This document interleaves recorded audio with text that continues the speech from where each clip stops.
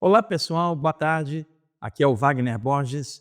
Estamos iniciando mais uma vez o programa Despertar da Consciência, aqui na Astral TV, aqui na Avenida Paulista, no número 2200, no sexto andar. Nosso programa de todas as quintas-feiras, das 16 às 17 horas, onde sempre trago algum convidado de algum tema legal, consciencial, espiritual, humano, para contribuir num bate-papo para que todos nós possamos crescer nessas conversas que a gente tem a chance de fazer e compartilhando com vocês essa oportunidade de estarmos aqui ligados e vamos melhorar, todos nós precisamos, e é legal a gente ter um recurso, um veículo para tentar passar coisas legais dentro desse mundão tão caótico aí, a gente tentando passar alguma coisa legal, que é o que a gente consegue fazer, que também melhora a gente. Hoje está aqui comigo meu amigo Samuel Souza de Paula, que fizemos um livro chamado Na Luz dos Xamãs. Recentemente, quando o Rodrigo Betim estava aqui tocando a flauta, eu li 2 textos do livro. Eu e o Samuel fizemos o livro pela editora Alfabeto, foi lançado em novembro do ano passado. Em 4 meses esgotou a primeira edição e a segunda edição já chegou nas livrarias. Vocês podem também adquirir o livro no site da editora Alfabeto. E aí eles mandam pelo correio. O livro ficou bem legal. Eu vou perguntar depois ao Samuel sobre esse xamã aqui da capa, né? E tem também um outro aqui, depois a gente conta a história, aqui nosso nacional. E eu vou bater um papo com ele sobre xamanismo, com uma pessoa séria, para clarear para todos nós essa temática. Samuel, obrigado por você ter aceito o convite. Eu que agradeço. Primeira vez eu conheço o Wagner desde 1998, primeira entrevista. Então, aqui eu estou muito honrado por esse convite e por estar aqui compartilhando um pouquinho dessas E o Samuel também é o diretor do canal Consciência Próspera no Morumbi, onde ele vem fazendo programas há mais de 10 anos e já entrevistou mais de 1000 pessoas lá dentro da temática xamânica, espiritual e consciencial. É talvez o site, ou melhor, o site ou o canal no país que mais entrevistou pessoas diferentes, e é legal que ele entrevista pessoas com abordagens diferentes e a própria pessoa que está assistindo vai filtrando. Samuel, vamos bater um papo? Eu vou te fazer algumas perguntas básicas, porque é o que o pessoal perguntaria, tá? E outra coisa, pessoal, vamos deixar o WhatsApp aqui aberto, se vocês quiserem ligar e perguntar para o Samuel, já que ele está aqui hoje com a gente, 11 962710106. 11 962710106. E aí o pessoal da produção passa aqui, eu olho aqui no tablet e passo a pergunta para o Samuel. O Iago Mihael está aqui também ajudando a gente. Ele pode colher alguma pergunta no chat, aí ao vivo, e passar para a gente. E o Murilo aqui da produção pode colher as perguntas no Instagram ao mesmo tempo. Caso queiram perguntar, a gente vai interagir. Samuel, vamos começar com uma coisa bem simples. Define para nós o que é xamanismo. Tem uma perspectiva de resposta, a gente tem 2 vertentes mais conhecidas de compartilhar essa resposta. Uma mais acadêmica e uma outra mais abrangente. Você Faz as duas. desses 2 pontos que eu acho que vai ficar bem interessante. Primeiro que, quando se fala de xamanismo, vai se denominar que é aquela prática ancestral dos seres humanos antes mesmo de se ter um estudo civilizatório. Então, no período em que os seres humanos eram nômades, já tinham uma comunicação, uma conexão com os planos invisíveis. Notavelmente, naquela época, o que se atribuía aos planos invisíveis era uma perspectiva mais temerosa. Então, um raio caía numa árvore e um fogo assusta, teme, e falava alguma força espiritual. Depois, com o passar do tempo, esse distanciamento, porque tinha um distanciamento, ficava com medo, aí fazia esses rituais para contemplar essas forças espirituais, depois se tornaram deuses. Depois de se tornarem deuses, vão se tornar cada vez mais próximos, como se tornassem parentes. Com o decorrer dos milênios, cada uma dessas forças que antes eram divindades que não traziam medo, ou eram divindades que eram contempladas e reverenciadas, passam a se tornar parentes dos seres humanos. E aí, quando se olha para a natureza, com essas forças energéticas espirituais, passa a ver o céu como sendo o pai e a mãe como sendo a terra como sendo a mãe, o sol como sendo o avô sol e a lua como sendo a avó lua. Vai se tornando cada vez mais parente de seres humanos interagindo nesse universo xamânico e espiritual, os animais dos irmãos mais jovens, as plantas com seus espíritos e as suas conexões.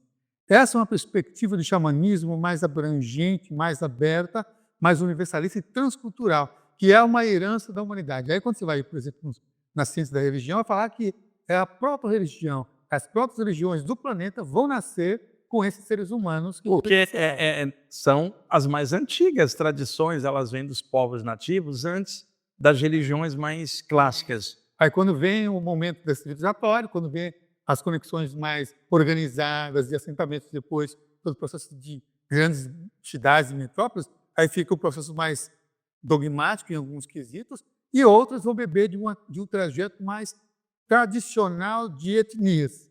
Aí as etnias vão, cada um com seus aspectos de conexão com a natureza, fazer os seus ritos. A palavra xamanismo em si, ela não é da época pré-histórica e nem da época do Neandertal. Ela é muito mais recente em termos de grafia. Ela vem proveniente do Tung siberiano, aí já é uma noção mais antropológica, do Saman, do Tung siberiano, aquele que não perdeu a conexão, aquele que enxerga no escuro, aquele que voa no invisível, aquele que enxerga o invisível. Todas essas características que a gente pode ver e observar que tem nos seres humanos, né? Aquele que enxerga no escuro é o clarividente, e aí associa-se com, por exemplo, com a coruja. Aquele que voa, experiências fora do corpo. Então, desde Piscazelos já tinha essas conexões, que são os seres humanos que têm essas capacidades psíquicas. Samuel, só para contextualizar para o pessoal, como a palavra Saman original vem do Tung siberiano e depois os ingleses passaram a chamar xamã e daí xamanismo. Pessoal, século XVII, os navios ingleses navegando lá pela tundra ártica, por cima da Sibéria, eles encontraram grupos de esquimós, que eram também de tradição nativa, e ao adentrar aquela cultura, notadamente num ambiente gelado, eles perceberam que sempre havia um homem ou uma mulher que era o elo de ligação, né, com o invisível. E aí perguntaram, como é que se chama essa pessoa? Saman, quer dizer, aquele que não perdeu a conexão com o invisível. E aí quando os ingleses voltaram para Londres, o Saman virou xamã, e o conjunto das práticas dos xamãs virou xamanismo em inglês. E aí, para nós aqui em português, xamã com X, que é tupi-guarani, vai dar para o pajé, e xamanismo com X. Então, hoje, internacionalmente, você considera xamanismo práticas indígenas, por exemplo, das 3 Américas, lá dos aborígenes na Austrália, os maores na Nova Zelândia, os kahunas nas ilhas do Hawaii e os esquimós lá em cima. Então, no século XVII, por que só lá? Porque até então, no século XVI, a gente teve a descoberta das Américas no finalzinho do século XV. E também tinha a questão religiosa. E a da Inquisição também. Tem todo aquele gap lá do século XII. Porque no século XII tem registros na literatura chinesa de Avenque da palavra Saman. A mesma palavra do Tung siberiano. Aí do século XII até o século XVII ficou um gap, que era santo ofício, né?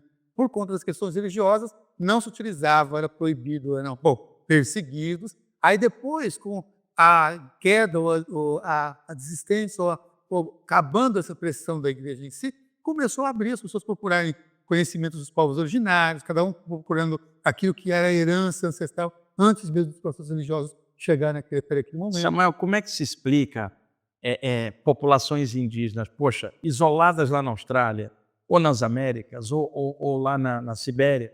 Como é que se explica povos que não tinham contato entre si, não tinha internet, não tinha celular, falarem de valores semelhantes, muito cara? Parecido. Explica um pouco sobre isso. Por isso que fala que não existe um xamanismo, existe uma diversidade de xamanismo. Como o Wagner falou, né, o xamanismo siberiano, vai ter o xamanismo tolteca lá no México, vai ter o xamanismo andino aqui, você vai ter o xamanismo japonês. Shintoísmo é o xamanismo japonês. Você vai ter o xamanismo de diversas culturas. E é uma coisa bem interessante ligada a isso, né? Porque todos eles acessavam esse mundo espiritual, ou o mundo dos espíritos, né? Porque fala que o xamanismo, então, ele vem com a proposta de interagir com os espíritos, e tudo vira espírito. Então, xamânicos, eles são espiritólogos. A água tem espírito, o fogo tem espírito, as paredes têm espírito, tudo vira espírito, porque é conexões. As plantas têm espírito, conectam com esses espíritos. Isso que anima a realidade da vida.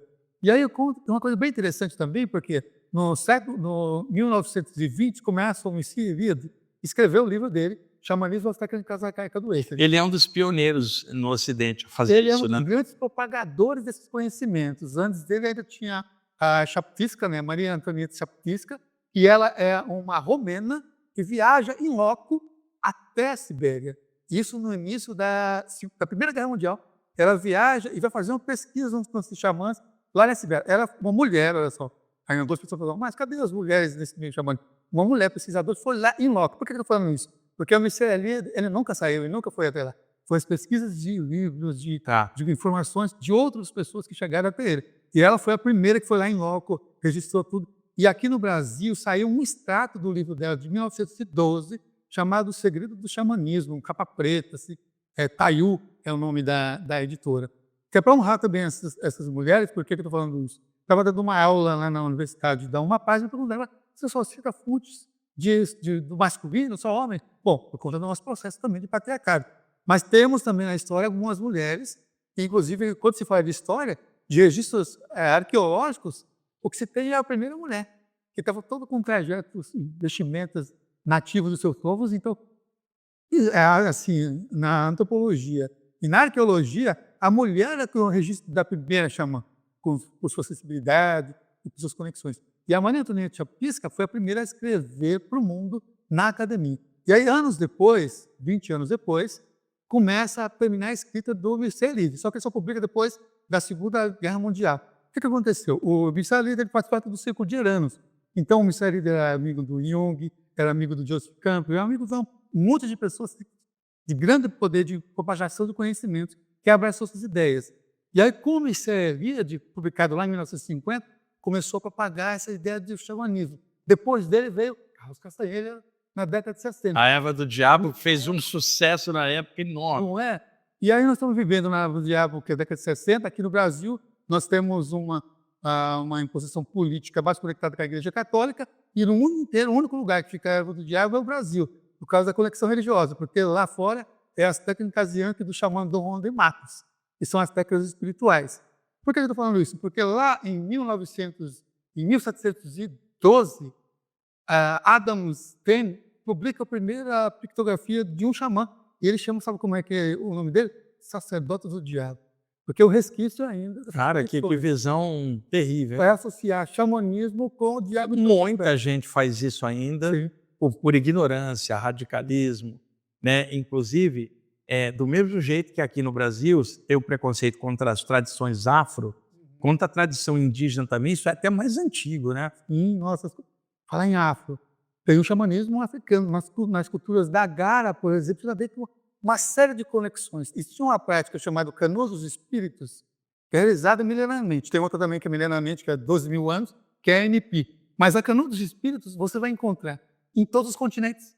Em todos os continentes tem aquela prática de Canoa dos Espíritos, de você juntar um grupo de pessoas e fazer tipo uma mesa de desobsessão. Uma sessão espírita indígena de conexão. E aí vem e traz essas conexões espirituais. Você vê um xamanismo bom no Tibete. Xamanismo. Lá no Tibete, xamanismo, inclusive o Dalai Lama, ele é iniciado nessa tradição xamânica. Lá no xamanismo bom, tem um médium, e esse médium é que vai incorporar, o espírito vai trazer qual é a energia, qual é o propósito, e vai inspirar o que vê. Você vê que é incrível. No Tibete, né, antes da chegada dos missionários budistas subindo da Índia para lá, e depois o Tibete inteiro, o budismo é absorvido lá e virando a parte principal, existem relatos históricos de práticas naturalistas semelhantes às práticas indígenas das Américas, por exemplo, né? Sim. E o oráculo deles é um oráculo xamânico. Quando no budismo tibetano você conhece qual é a reencarnação de alguém, eles consultam quem? O oráculo. Quem que o Dalai Lama foi consultar quando ele foi e ele decidiu ou não se ia fugir do Tibete? O oráculo, porque ele tinha o propósito de expandir e trazer o budismo para outras perspectivas. Você comentou sobre a parte do shintoísmo no Japão, que também tem componentes xamânicos anteriores. Eu quero que você fale um pouquinho disso, que isso é menos conhecido para nós aqui no Ocidente. Depois, quando você acabar da parte do shintoísmo, queria que você falasse também da parte antiga do xamã, por exemplo, na Mongólia, que eu também sei que tem um movimento xamânico muito forte lá. Crescente por lá. Bom, eu vou associar o shintoísmo com uma linha religiosa aqui do Brasil, que muita gente conhece, que é a Sesshin-no-ie. A Sesshin-no-ie é uma herança do shintoísmo. No shintoísmo, você tem culto familiar, você tem culto aos ancestrais, e você tem cultos de formas como se fosse o voodoo haitiano. Porque você tem as formas, tem os bonequinhos onde você conversa com aquelas energias, com aquelas forças. E também tem as forças de conexões com a natureza. Então, parece que tem os cumes, né, que é as montanhas do Japão, que representam essas forças e essas energias espirituais. As árvores, bem xamanismo como a gente conhece. As árvores, todos os elementos que a gente encontra nas diversas culturas estão presentes lá no shintoísmo. Lá, inclusive, no Japão, você vai estar lá mais uma vez, no Japão, daqui a 2 semanas. Daqui a 2 semanas, eles vendem os bonequinhos. Aí você tem um bonequinho que você ativar a energia tipo do voodoo mesmo, vai ativar a energia de prosperidade, a energia de paz, a energia de harmonia no lar. Porque eles imantam, olha o que eles fazem. Pega o bonequinho, passa-se no campo áureo. Quer dizer, magnetiza, nem avisa. E aí faz as peças do pedido. E depois queimam, porque aí ao queimar, vai para o mundo espiritual. Tipo o cachimbo que faz. Aí a fumaça sobe, vai para o mundo espiritual, vira uma forma de pensamento. Aí na teia sagrada, nessa teia invisível, é que vai manifestar como um processo de materialização e de manifestação. Totalmente xamânico. Ou seja, é um pensamento animista. Animista, de ver vida e energia em todas as coisas. E atua no princípio de magia para que isso se transformar em manifestação e em realidade. Legal. Agora, fala um pouquinho da parte do xamanismo na Mongólia. Então, na Mongólia tem uma semelhança muito parecida com a siberiana em si, né? Tem as conexões dos guerreiros, do astral. Aqui nós temos o Exu associado nas culturas, né? Tem os guardiões. Na Mongólia, uma das forças que eles têm também são os guerreiros do mundo invisível que atuam para defender, porque para eles, quando se chega uma doença, é porque você enfraqueceu suas forças. É porque você enfraqueceu o seu território, o seu castelo, sabe? O seu espaço sagrado. E aí eles convocam na Mongólia esses guerreiros do astral para proteger a saúde. Eles fazem isso como? Eles fazem promessas também. Eu agora vou ter um bom pensamento, agora vou manter o melhor regulamento, eu agora vou entrar em contato com energias legais para essa doença nunca mais me aposentar. E aí vem esses guerreiros, e aí, lembra a prática da canoa dos espíritos? Eles também têm esse perfil. Aí lá eles chamam na canoa dos espíritos os espíritos positivos que está faltando naquela pessoa. Aquela pessoa está faltando o espírito da paz, da paciência, vamos fazer para o nosso cotidiano. Aí vai, chama e convoca isso. Aí está faltando agora o espírito da força, PH. Semelhante dos mongóis, se você for agora aqui na América do Norte, ali entre os navalos, que são por Diné, eles fazem o mesmo processo que na Mongólia, só que lá eles fazem com canto, danças e voz, e lá eles fazem com desenho na areia. Eles desenham na areia os katinas. Katinas são essas divindades, essas forças, esses espíritos, para que a pessoa deite ali e entre em contato com essa energia. Já que a gente falou da Mongólia, uma das pessoas que gostou bastante da questão da Mongólia foi o próprio Mircea Eliade. Mircea Eliade gostava muito. Ele chegou a ir até a Mongólia ou não foi lá? Chegou até aí a Mongólia, mas ele era, pense numa pessoa biblioteca, tipo um Google Man da época, assim, sabe? Ele tinha muito conhecimento e absorvia muito. E ele tinha o quê? Um financiamento. As universidades, Oxford, várias universidades, vão patrociná-lo. Então ele ficava 10 anos estudando o negócio. 10 anos estudando um tema. Ele estudou lá xamanismo, tem a técnica de carga do lance, mas ele também estudou yoga. Yoga, espiritualidade e imortalidade, um gramaço desse tamanho também que ele escreveu. Porque ele tinha 10 anos para pesquisar aquilo. E ele foi o primeiro a fazer uma associação da palavra Saman, que a gente falou agora na abertura do programa, com a palavra Shramana, do sânscrito. Do sânscrito, para falar que é aquele que está em conexão com a natureza. Isso. E ele cita também do Pali, Samana. Olha como sou parecido, né? A mesmo sentido, aquele que não perdeu a conexão. Ele é o primeiro que vai expor essas conexões da palavra em si, vai resgatar isso. Agora, o primeiro a utilizar lá no século XVII a palavra xamanismo é o William Brooke, que é um britânico, é um clérigo britânico, primeiro que vai grafar na história. Então, como palavra, só no século XVII. Mas como espírito e energia, o xamanismo é abrangente desde o início da humanidade. Samuel, já que a gente passou ali pelo shintoísmo no Japão, pela parte da Mongólia, vamos esticar isso, porque eu acho que é legal a gente dar uma definição histórica e geográfica do xamanismo. Eu acho que se amplia bastante. Fala um pouquinho nas ilhas do Hawaii, ali no Pacífico, que a gente chama Havaí aqui, o Hawaii, tem uma tradição indígena muito forte dos Kahunas. É claro que o Hawaii hoje é um estado americano fora do continente. Então está cheio de americano lá, mas está cheio de Havaiana original e muito imigrante do Japão e da China também lá. Porém, a tradição havaiana, kahuna, ela continua no núcleo central das populações indígenas de lá. Então, conta para nós um pouquinho. O cara que popularizou aquilo foi o Max Friedel Long, que era um pesquisador americano, acho que na década de 50 ou 60, lançou um livro em que ele tratava assim das energias, como é que elas eram trabalhadas pelos kahunas. Aí depois dele também teve o Sarkari King, que mais recentemente vai resgatar essas conexões. E a popularização também desses conhecimentos kahunas, a pessoa pode ser que não associe-se, combinou agora, recentemente, há uns 20 anos atrás, com o Ho Oponopono, que é proveniente. Então, conta um pouquinho, vamos primeiro lá nos kahunas, a gente chega no Ho Oponopono aqui na frente, que é uma coisa já contemporânea.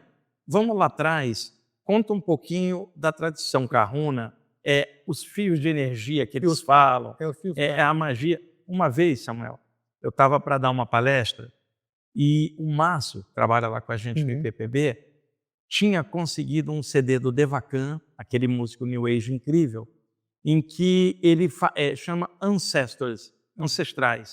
Ele viajou para países e tentou, através da música dele, pegar a sintonia e fazer uma música de acordo com a parte xamânica daquele local. Ele fez uma música, se eu não me engano, Ai Ho-Ho, baseada no xamanismo. Kahuna. Eu tinha acabado de receber a cópia que o Márcio fez para mim. Eu ia sair em 1 hora para fazer uma palestra no IPPB, botei para tocar e fechei os olhos, deixei ela no repeat. Samuel, meu chakra frontal abriu e eu via por clarividência um vulcão, porque as ilhas do Hawaii têm muitos vulcões, né? Ainda, um ou outro dá sinal de erupção, mas a maioria está extinto. Dentro da cratera tinha um xamã kahuna em pé. De lá, ele se comunicou comigo, cara. Eu via ele, e ele com os pés no fundo da cratera, ele falou assim, na nossa tradição, nós trabalhamos muita energia que vem da Terra, e essa energia aqui é a força da Terra vermelha. Então, estou aqui como um elo captando para me ligar ao céu e à Terra, né? E ele me mostrou que essa era uma prática kahuna, né? E que tinha sido evocada ali para ele me ver através da música, porque eu entrei na sintonia. Então, isso é uma coisa legal, mas conta um pouquinho do geral dessa tradição. Isso que você está falando é bem interessante, porque uma das deusas mais reverenciadas dos kahunas é a Pele, que é a deusa vulcão, essa deusa da força, que para algumas tradições é associado com a cultura hindu, com a Kundalini. Sim, exatamente. Da potência, da força, do despertar e dessas consciências todas, né? E algo que você falou que é bem interessante também nessas conexões, lá para os kahunas, que é guardião do segredo, aquele que guarda o segredo, aquele que faz o conhecimento do xamanismo havaiano ser esotérico, os guardiões de segredos. Então, eles têm várias iniciações e vários caminhos também que vão ser compartilhados nesses ensinamentos.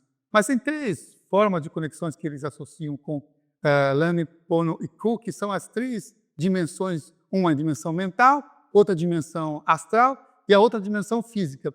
E nessas dimensões astrais e físicas são 3 divindades, mas também são 3 corpos que nós temos para a perspectiva dos kahunas, né? O corpo mental, o corpo emocional, o astral e o corpo físico. E através desses 3 corpos é que a realidade da vida se funciona, se expressa, se conecta. As doenças e também as possibilidades de cura são conectadas com essas 3 divindades junto dos processos kahunas. E os fios que você estava comentando é os fios Aka. E os fios Akas, para a perspectiva dos kahunas, nós todos temos, para a tradição dos povos Tupi-Guarani, nós temos o ovo luminoso. Para os Se houver aura, né? É o corpo que é a aura. Para os kahunas, é uma teia cheia de fios. Tá, entendi. E aí, essa teia cheia de fios vão se conectar com o quê? Com toda e qualquer situação que a gente vivenciou e com toda e qualquer pessoa que a gente interage. Tá. Esses fios Akas, eles estão no fluxo constante, é uma de mão dupla. Onde aqui nós estamos numa troca, quem está nos acompanhando também está numa troca, nesses fios Akas. Aí tem os ritos de conexão. Bom, esses fios Akas aqui está legal, também conectando com legal. Eu imaginar, por exemplo, que está passando músicas que não é tão legal para a minha sintonia, que eu não curto. Aí eu posso cortar esses fios Akas para não entrar em sintonia com essa vibração. Eu quero lá do Devakan. Aí eu vou e me sintonizo com essa energia do Devakan. Os fios Akas também têm a ver com a questão de obsessão e desobsessão. Porque tem os trabalhos lá também com surra de ervas. Lá Que é pegar a erva e sacudir, batendo assim na pessoa. Eles voltam até a pessoa. em volta da pessoa, e ela faz um som diferente, as folhas. Minha companheira, ela teve algumas iniciações também lá por lá. Ela não conseguiu trazer para mim um de presente, mas ela me mostrou, filmou e mostrou para mim também os processos de limpeza de conexão, porque ela teve iniciações lá com Sérgio Carreira King, que ainda está vivo, está velhinho, mas ele está lá ainda. Então ele tá a dança que é sagrada, tipo o Dasi lá da Índia, tem as conexões sagradas de conexão. E ele faz, tipo nossos pajés aqui do Bate-Folha, eles fazem só que rodando, tirando... Quer dizer, cortando as conexões, né? Conexões negativas, para a pessoa ficar só com a conexão positiva. Tanto que uma das práticas que é ensinada também pelos Kahunas é você ativar o seu fio aqua com esse seu poder essencial.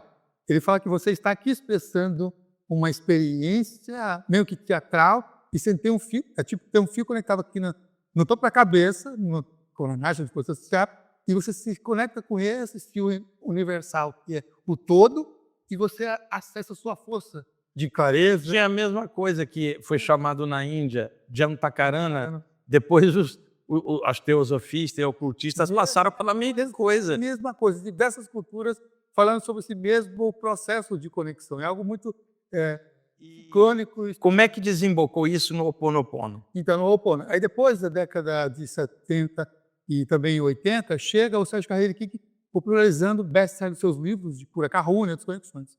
E aí, como que populariza o Ho Oponopono? Com Joe Vitale. Joe Vitale, um americano, vai com o Dr. Lin. E aí, esse livro do Joe Vitale é que populariza pelo mundo, assim, impressionantemente, todo mundo falando sobre o Ho Oponopono, né? E o que significa o Ho Oponopono? Ho é vibração. Tá, Ho, a vibração. Ho é vibração. Tá. Uma vibração constante, uma vibração no fluxo. É como se fosse esse fluxo do fio Aka Tá, com a entendi. fonte. Isso, Com a fonte. legal. Então, Ho é Tá. essa vibração que flui. E fluxo? Fluxo. Quando a pessoa está no fluxo, não tem doença. Quando a pessoa está no fluxo, ela não tem repressão, não tem escassez, não tem dores, porque você está fluindo junto com o rio da vida, vamos chamar assim. Só para incrementar o tema, só para correlacionar. Ó, Ho, o fluxo, tá? Lá no Egito. Ra, né? Shiva, Hum. Cara, essas coisas são muito próximas, na verdade, só mudando a nomenclatura de cultura para cultura. Tá, Ho. E Pono? Pono. Pono é verdade. Pono é verdade. Tudo aquilo que é verdade, que é verdadeiro, para a cultura dos Kahunas, tudo é verdadeiro. O que é imaginado e o que é fato, o que é matéria, tudo é imaginado. Tanto que você reverencia vários contatos, por exemplo, você está precisando de firmeza. Eles recomendam ficar sentado na pedra ou colocar a mão na pedra. Ah, eu preciso de energia. Imagina essa energia. Eu preciso de prosperidade. Imagina o espírito da prosperidade e ele traz essa energia como os fios ácaros. Pono, verdade. Isso como sendo uma verdade. Porque também para o nosso cérebro, ele não entende o que é falso e o que é verdadeiro. O que é uma ficção e o que é realidade. Ele vai entender aquilo como sendo um processo neural irreal. Por isso que eles falam que também tem isso, né? Ele tem essa possibilidade de tudo. Não desconfie da sua imaginação. Tenha pé no chão de discernimento, mas observe o que isso quer dizer. O que essa imagem quer dizer? O que te aparece quer dizer? Pono. E aí quando coloca pono duplamente, fica Ho Oponopono. Ho Oponopono. Verdade verdadeira. É o fluxo da verdade verdadeira. Tá. Então o perdão, na realidade, é um fluxo da verdade verdadeira, onde você está sendo plenamente você. Íntegro, em todos os sentidos. É tipo Sahaja da hindu, que é essa espontaneidade fluindo através de você. Aí não tem encrenca, porque, na verdade... Está no fluxo. Está no fluxo. Samuel, e o que aconteceu com o tempo? Ao popularizar essa técnica aqui para o Ocidente, né, os autores americanos, ok, criou uma abertura, mas há uma diferença grande entre um xamã Kahuna falando Ho Oponopono e uma pessoa por modismo New Age aqui no Ocidente falando a mesma coisa como uma coisa de modismo. Fala um pouquinho sobre isso. A Someama, que é uma das pessoas que é iniciada nessa tradição, é uma das que foi mais crítica em relação a isso. Que deu popularizado, ajudou muitas pessoas, mas não está em sintonia com esse processo como um processo iniciático de param-param, uma cultura hindu, mas de boca a ouvido. Falar em param-param, eu te falei de uma gravação que teve ontem lá, fala do param-param, você vai gostar de ouvir. E é legal isso ter sido aberto, mas acaba que as pessoas acabam vulgarizando uma coisa que era iniciática, profunda. A abertura tem que ter, estamos numa época de abertura. Porém, algo aberto assim, sem aquele aprofundamento, vira uma coisa assim mística, sem pé no chão. Eu recomendo assim, eu sei que é funcional. As práticas em si, por mais que sejam polarizadas em si, a gente já teve muitos casos, muitas centenas de milhares de pessoas já trouxe o relato de que é funcional.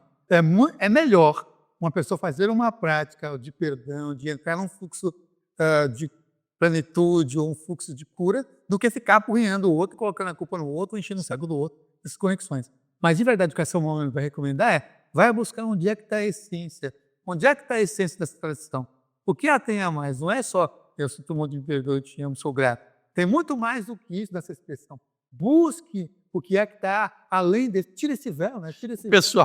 O pessoal não pesquisa. A Ho'oponopono, isso aqui é legal. Cara, mas não pesquisou. Da onde que veio isso? Pô, veio da linha Kahuna do Hawaii. Como é que é isso? Quer dizer, trabalha nisso sem aprofundar, sem ligar do coração e vira uma repetição mental ou verbal de algo que não tem alma nem coração para ela. Você sabe que uma das práticas que tinha essa conexão com o fluxo, né, do Ho'oponopono, lá na tradição que tem a ver com a sua experiência lá no vulcão, era que as pedras dos vulcões, porque lá é vulcão, né, gente? Um monte de vulcão, tem vulcão até ativo lá no Havaí. Então, e que é aquelas pedras congeladas que têm o espírito das histórias do fluxo.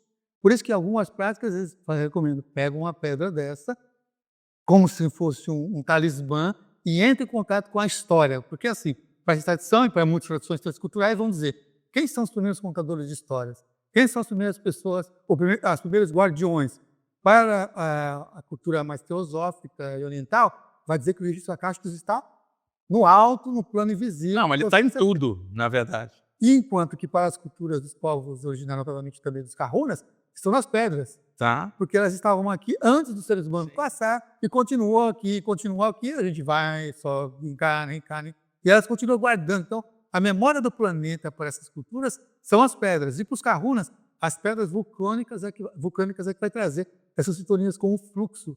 Por isso, tanta prática deles que lidam com pedras, né? Às vezes eles pegam uma pedra e ativam uma pedra como se tivesse o fogo do vulcão. Você não acende assim a pedra, mas mentalmente se conecta. Sabe que eu lembrei do Lingam Shiva na tradição hindu? Fantástico, porque tem tudo a ver com isso. Você vê o Lingam Shiva, a tradição hindu, trazendo a conexão do masculino e do feminino, onde provém toda a fertilidade, toda a prosperidade, toda a abundância, toda a criatividade. Aí você vai na África, o que é o simbolismo do Exu? Exu lá na África é exatamente o Lingam, no barro. E há a mesma conexão dele para fertilizar a vida. E ele, ao mesmo tempo, é esse ser que vem de um outro. Por que representa também a encruzilhada? Porque ele está entre os mundos. Né? Ele traz do mundo do Orum para o Aieiro. Ele traz essa conexão, né? de vários planos ali. Aí você pega o Exu lá na África, você vai lá nos Pueblos Pícoris, onde você tem os Reioká. Reioká é aqueles que ficam com a faixa branca, a faixa preta, a faixa branca, a faixa preta. É um botafoguense lá da... Que coisa boa! Lá da tradição dos Pueblos Pícoris. E aí tem uma cerimônia anual que ocorre lá. Esse eu tive o privilégio de estar lá no ano pela primeira vez, no ano de 2010, a convite do porque não entra pessoas de fora. Só se você é convidado pelos elders que você entra dentro da etnia.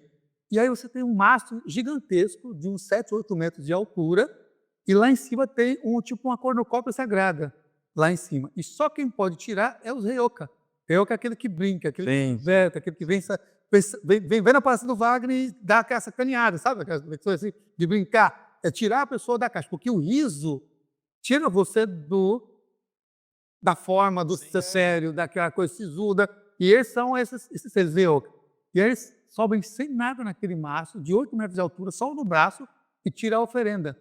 Eles são exatamente a mesma representação na cultura afro dos Exus, aquele que traz do céu para a terra numa cerimônia. Então, tem ritos simbólicos e muito simples, e tem uma cosmologia que é transcultural. E uma egrégora, né? Uma atmosfera.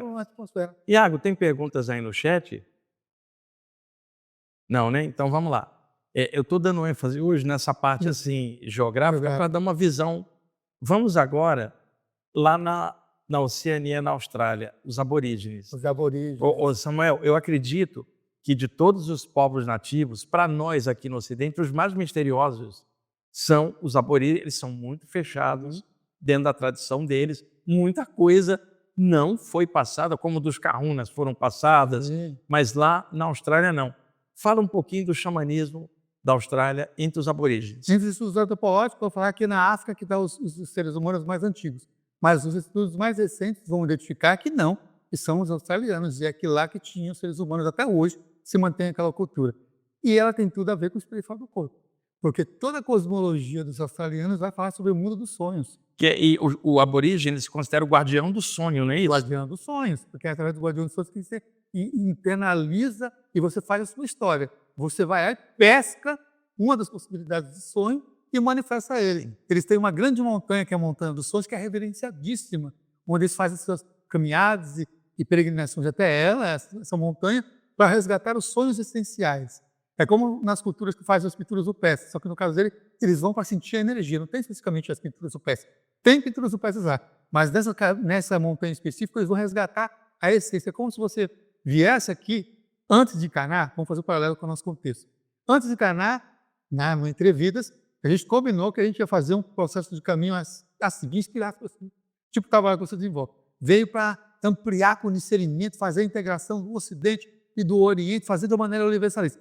Aí a pessoa perde a mão, perde o chão, perde o caminho. Aí eles recomendam ir até essa montanha para entrar em contato com essa busca do guardião dos sonhos para poder resgatar isso. E aí o que acontece? A pessoa vai até, a maioria das pessoas que vai até essa montanha, quando volta, passa a sonhar várias vezes por noite.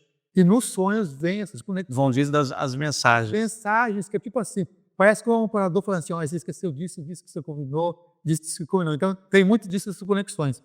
E uma das coisas que eles fazem para o processo de cura, para resgatar também a essência, a vitalidade, é caminhar. Então, para eles gostam muito da meditação caminhando. Sim. E trazer essa meditação caminhando. E o nosso corpo, para os aborígenes, é um digeridor. Digeridor é aquele instrumento que faz... Esse som, aquele... É o on, isso que eu ia falar. É o on, é a vibração ancestral que ecoa. E para os aborígenes, eles vão falar que nosso corpo é o próprio digeridor. A gente precisa, olha só, lá é o fio de conexão, aqui o digeridor tem que passar pelo seu corpo. É o fluxo de novo, a mesma ideia, Samuel. Conexão. E lá, além do próprio mistério que os próprios xamãs aborígenes mantêm, como a Oceania é um continente muito fora do ramal da Europa ou da América do Norte, e a Austrália tem uma boa parte de deserto, e quando os ingleses foram aculturar lá, século XVIII, então, demorou para aumentar a população lá e ser hoje o país que é a Austrália. Quer dizer, isolado geograficamente dos outros continentes, uma população nativa que também olhava o branco meio, não vão passar para ele aquilo, uma área desértica, cheia de cavernas, onde eles faziam práticas. Eu acho que de todas as populações indígenas, é a que menos a gente conhece, não é verdade? É a que menos tem acesso, é a que menos tem livros publicados. Já foi citado em documentários, mas é o que menos tem conteúdo publicado, é dos aborígenes. Eles são mais fechados do planeta e um dos mais antigos. E uma das histórias de como que eles chegam no planeta é por vias extraterrestres. Os aborígenes? Os aborígenes não sabia disso. têm conexões com as estrelas. Eles falam que eles veem... Então, são descendentes de povos das estrelas. Também povos das estrelas. Semelhante dos aborígenes com os Hopis. Os Hopis. Da América do Norte. Da América do Norte. Lá na América do Norte, eu visitei os Hopis também, né? E lá eu visitei, e tem a Pedra do Destino, onde você vai ver na pedra milenar a pintura rupestre, desenhando como é que eles chegaram no planeta. Que eles vêm, chegam no planeta e vai criando... Isso está desenhado nas pedras, cara. E aí a primeira matriarca da primeira mesa dos Hopis, primeiro deixa eu fazer uma adenda aqui, para mim, uma das tradições mais alegres que existe no planeta são os Hopis. E os Hopis estão aqui, mais na parte do sudeste. Da Arizona. Do Arizona, que já é a parte mais quente. É muito quente, é bem quente de conexões. E é uma alegria fenomenal. Eu visitei também os Lakotas e outras etnias. Bravos, uma muito brava. Assim. Os Dakotas são bravos? Os Dakotas são um dos mais bravos do planeta, assim, de guerreiro, né? Energia. A tradição dos Hopis sempre foi mais pacífica, né? Amorosa. Se você chegar lá e falar, nossa, o que esses caras são? São o quê? Meditantes? São budistas? Sabe que ele visitou lá 2 vezes os Hopis? O Albert Einstein visitou... Eu ouvi falar disso. Ele ficou impressionado lá também. E Samuel, é lá que tem as pinturas rupestres, parecendo um labirinto, um infinito? E tem. É lá. Porque também lá, vários pontos, tem vários lugares, mas lá também tem. E lá ele vai falar que eles vieram das estrelas e aí vai criando vários mundos. E esse daqui é o quinto mundo. E eles surgem do quinto mundo. Então, também outra conexão ligada. E na teosofia se fala que a raça humana atual é a quinta raça. Olha, Olha que coisa. Associação A Blavatsky falava isso, estamos na quinta raça. de conexões. Os navarros, né, os povos de São próximos os navarros também, ali na área do Novo México, Arizona. demorou 1h40 de distância, de um para o outro. E são povos mais ou menos, se dão bem entre si, nunca brigaram. E Né? tem a mesma descendência, todos eles dos Anasazi. Que também é uma coisa de um mistério enorme, os Anasazi. Que chegam, né? É aquele que dá origem à maioria das populações dos povos das planícies. Quanto que aqui no Brasil, dos Andes para cá, você tem os Tabacuaçu, que vai dar origem a diversas etnias, que ali no século XV você vai ter lá mais de 1.500 povos diferentes, todos eles se denominavam como sendo descendentes desses Tabacuaçu.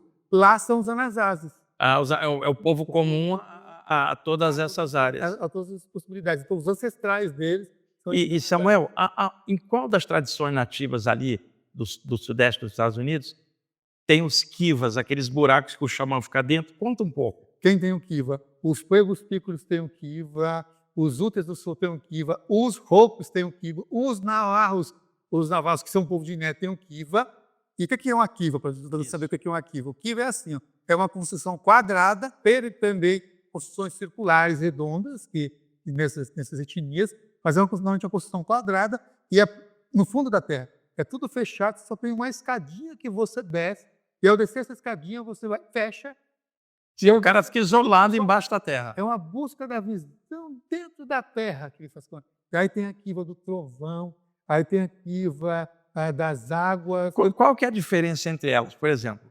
Porque a gente de fora fala, o cara entrou, foi fazer um retiro embaixo, como podia fazer dentro de uma caverna. Quando você fala kiva do trovão, kiva da água, qual que é a diferença desses níveis? É conectado onde é que eles estão localizados. Porque eu conheci a kiva do trovão e eu conheci também a kiva da água.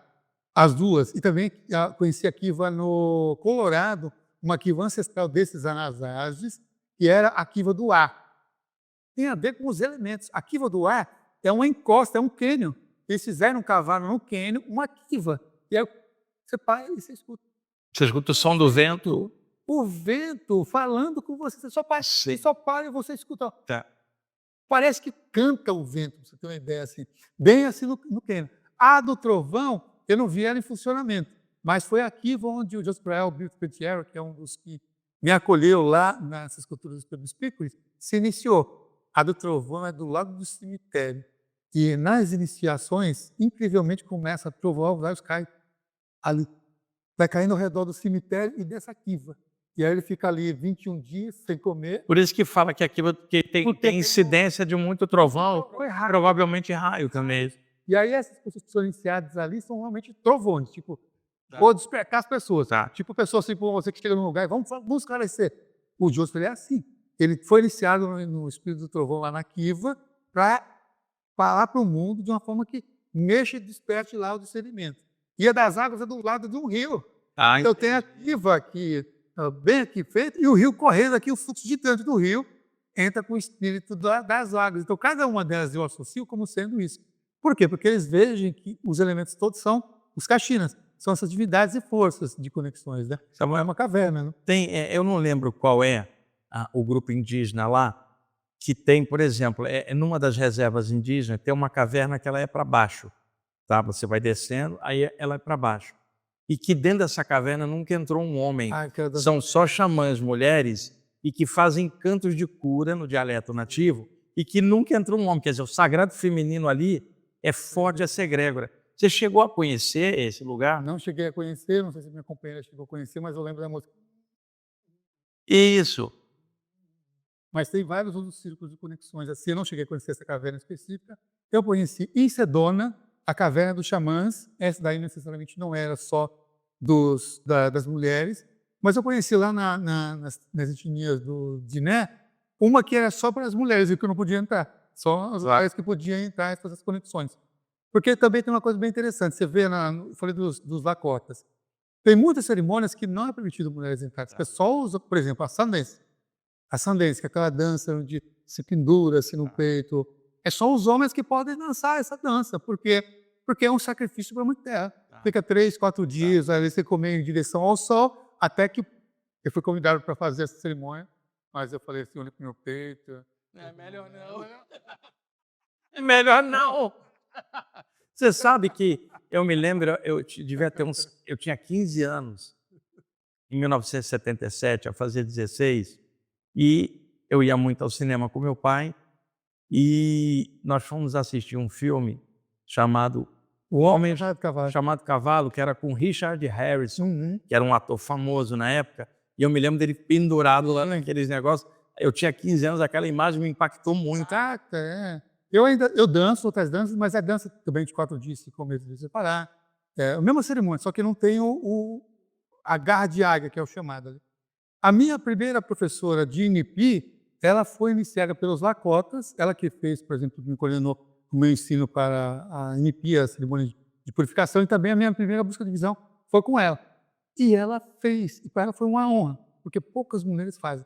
Só que ela me mostrou, tem seios, não ficou bonito, ficou tudo, imagina, estou bem assim. Aí depois do que ela me mostrou, aí eu fui para os Estados Unidos e recebi o convite, falei, eu lembrei dela, falei, poxa vida, eu vou dançar a Summon Dance, a Drum Dance, a Lamb Dance, que é mais suave. Podia combinar, se ela aceitasse, da tua mulher, ela vinha aqui para eu bater um papo com ela, para dar o ponto de vista do xamanismo pelo sagrado feminino. É uma ideia. E ela, que é uma xamã também. Para viajar daqui a 15 dias. Então, quando ela voltar dessa viagem, vamos combinar com ela dela vir, para a gente falar dessas impressões da viagem dela pelo lado feminino, que é importante a gente dar esses lados gerais, porque a consciência cósmica ela não é macho ou fêmea, a consciência é consciência. Para quebrar preconceito.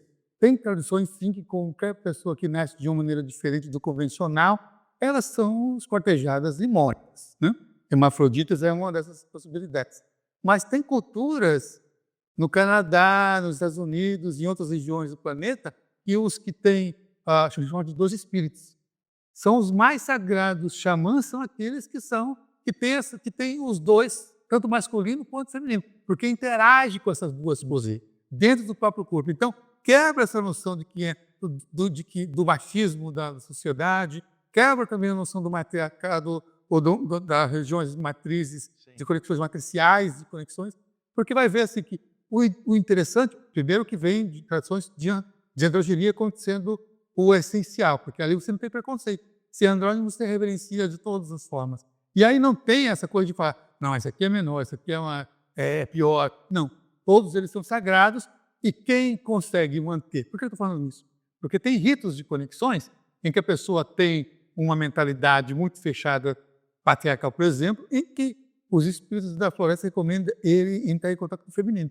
E aí o que o xamã faz? Ele dá uma de reioca e se veste do feminino. Tá, entendi. Para entrar em contato com essas essências e essas conexões mais sutis. Samuel, a gente já estamos rapidinho. Aí, o que a gente pode fazer? Porque nessa viagem panorâmica geográfica, que a gente não falou do Tupi-Guarani aqui, Tupinambá, nem aqui também a tua iniciação, a saída do corpo que você teve. Então, vou te fazer uma proposta decente, não é indecente. Você não quer vir quinta-feira de novo para fazer a segunda parte? Vamos fazer. Que a gente já deixa combinado com todo mundo. Fechou. Ali, o Iago dizendo que quer vir também. Ele gostou, foi? Porque aí a gente começa falando da parte do Tupi-Guarani, algumas partes do xamanismo norte-americano e da parte central da América, asteca, maia, tolteca. E aí você vai contar a saída do corpo que você teve e que deu start para toda essa tua experiência xamânica, né? E outras coisas, porque hoje, como a gente foi indo, contando a parte... É um passeio cultural, cara, muito bom, que areja a mente. E aí, no próximo programa, se você puder vir novamente, eu sei que eu te peguei de surpresa, mas o papo está tão bom, né, Iago, que a gente pode aprofundar. E se você puder vir, a gente faz aqui ao vivo de novo. Combinado. E aí a gente explora mais esses temas por outros lados. Combinado. Você aceita? Sabe aquela coisa na iniciação? O hierofante fala para o Neófito, você aceita? Tem certeza, rapaz? E aí nas iniciações é para repetir 3 vezes. Sim. Samuel, para quem não conhece você, quais são os contatos para o pessoal aprofundar no seu trabalho? O mais fácil de tudo é você entrar lá no Instagram, que é prof, de professor, Samuel Souza de Paula. Tudo, olha aí, que beleza. Olha aí, você vê a produção aqui, é impecável, rapaz. Só faltou o prof, viu? É prof. Samuel Souza de Paula, lá no Instagram. Vendo, não pode elogiar, já botou errado. O Murilo é prof. Samuel Tudo junto, assim. Prof. Samuel Souza de Paula lá no Instagram. Se o WhatsApp é esse, é 11 98880 1540. Agora eu garanto que quem corrigiu não foi ele, foi a Pamela. Foi a Pâmela. É ela que põe ordem ali na produção. Isso, é a energia feminina que manda daqui comigo. É isso mesmo. Foi eu mesmo. Olha lá, foi eu mesmo, ela botou ali para nós a Pamela. Pamela, você é a ponta firme aí dessa produção. Gente, o Samuel, ele é o cara, o dono do canal Consciência Próspera. Entrem lá no YouTube, Consciência Próspera. Tem milhares de entrevistas lá, com um monte de gente. Eu tenho um programa lá, às terças-feiras, meio-dia, que é o Falando de Consciência e Espiritualidade. Samuel já entrevistou tanta gente boa, pessoal. Entra lá, vocês vão navegar durante anos para poder pegar tudo que está lá. E é uma forma de vocês pegarem conteúdos muito bons lá. Samuel, obrigado por você ter vindo e obrigado por você ter aceitado vir. Uhum. Fale alguma coisa aí final para os nossos telespectadores. Bom, que cada um tenha uma boa vida, uma conexão com esse espírito ancestral em você, que é você mesmo, nesse espírito consciencial, e que os seus caminhos, porque assim, xamanismo são caminhos, possam ser aquilo que ressoa no seu coração.